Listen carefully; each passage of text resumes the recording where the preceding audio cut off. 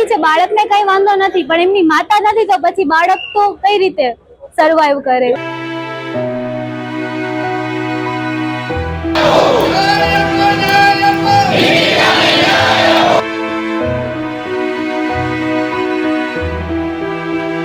મારું નામ ગોસ્વામી હેતવાંશી છે, હું મૃતકની બેન છું.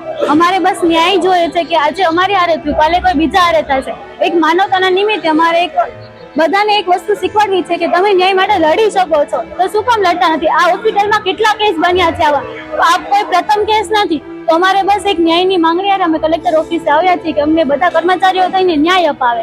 એ દિવસે ઘટનામાં એવું હતું કે મારી બેનને પ્રેગ્નન્સી ટાઈમે 2 ટ્વિન્સ ચાઇલ્ડ હોય છે અને એમના સી સેક્શનમાં એમને લઈ જાય છે. જ્યારે લઈ જાય છે ને ત્યારે એ પૂરેપૂરી તંદુરસ્ત રીતે અંદર જાય છે, પણ બહાર આવે છે ત્યારે એનો મૃતદેહ બહાર આવે છે અને અમને 2-3 કલાક પછી જાણ કરવામાં આવે છે કે તમારું જે પેશન્ટ છે એ નથી રહ્યું, એમનું મૃત્યુ થઈ ગયું છે, એમનું હૃદય બેસી ગયું છે.